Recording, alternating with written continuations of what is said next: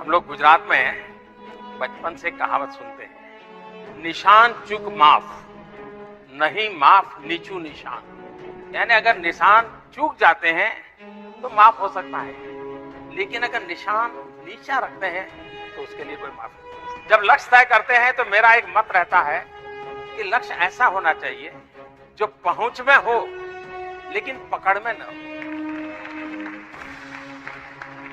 यानी लगता है भाई, मान लीजिए वही यहाँ छूना है, मैं कोशिश कर रहा हूं नहीं छोड़, मेरी पकड़ में नहीं है, लेकिन एक फुट अगर जंप लगा दूं तो मैं पकड़ सकता हूं, मतलब मेरी पहुंच में है, मेरी पकड़ में नहीं। एक बार पहुंच वाला लक्ष्य होगा, जब पकड़ में आ जाएगा तो फिर नया लक्ष्य की प्रेरणा उसी में से पैदा होगी। और इसलिए लेकिन ऐसा भी ना हो कि हम कुछ न करने के लिए बड़े बड़े लक्ष्य की बातें करते रहे। मैंने कुछ बच्चे ऐसे देखे हैं कि ग्रेजुएशन के बाद पूछेंगे क्या करते हो, तो मैंने देखा तो वो कहते थे सीए कर रहा हूं। तो मैं हैरान था, इतने सारे लोग सीए कर रहे हैं, क्या क्यों कर रहे हैं ऐसा? तो पता चला कि वो, ये मैं 20 साल पहले की बात कर रहा हूं, कि ये सीए कर रहा हूं ऐसा क्यों कह रहे हैं।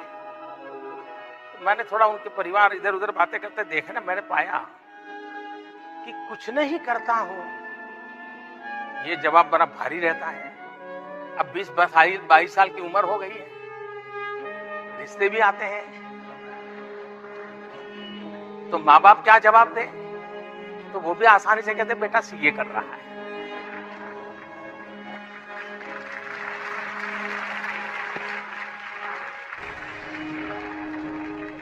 अब ये लक्ष्य नहीं है, ये तो एक प्रकार से चालबाजी है अपने आप को सुरक्षित करने की। हमें पहले अपने आप को भली भांति जानना चाहिए, अपने तरीके से जानना चाहिए, किसी के संदर्भ में नहीं, अपने माँ बाप के सपनों के संदर्भ में नहीं, अपने टीचर के सपनों के संदर्भ में नहीं, आपके प्रधानमंत्री के भाषण के संदर्भ में नहीं, खुद के संदर्भ में। मैंने जो तय किया था पहले, क्या हुआ उसका, उससे आपको पता चलेगा हाँ मैं इतना तो कर सकता हूं। तो तय करो, यहां नहीं रुकना है, 5 कदम और जाना है। लक्ष्य अपने सामर्थ्य के साथ जुड़ा हुआ होना चाहिए और अपने सपनों की ओर ले जाने वाला होना चाहिए।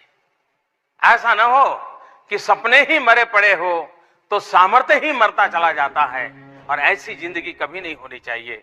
और इसलिए मेरा मत रहेगा कि लक्ष्य साफ होने चाहिए।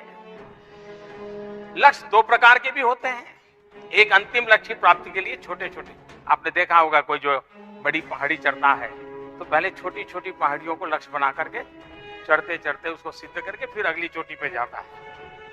हमने भी कोशिश यही करनी चाहिए, तब जाकर के मैं समझता हूं कि हम लक्ष्य के साथ जीवन को चला सकते हैं और उस लक्ष्य को प्राप्त कर सकते हैं। और लक्ष्य अगर प्राप्त नहीं हुआ है तो हमने एक बार इंट्रोस्पेक्ट करना चाहिए, देखना चाहिए अंदर कि मैंने तय किया था कहां कमी रही, मेरी मेहनत में कमी रही, मेरे प्लानिंग में कमी रही।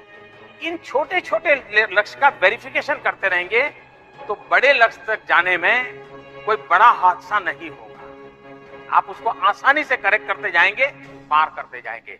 तो लक्ष्य सिर्फ होना इनफ नहीं है, लक्ष्य पाने के रास्ते में आपका कितना कंसंट्रेशन है, आप कितनी एनर्जी कितनी लगाते हैं, किस काम के लिए कितना समय लगाना चाहिए, कैसे लगाना चाहिए, इस पर अगर आप जागृत हैं, मुझे विश्वास है कि कोई लक्ष्य बेकार नहीं जाता है, वो लक्ष्य आपको भी सामर्थ्यवान बनाता है।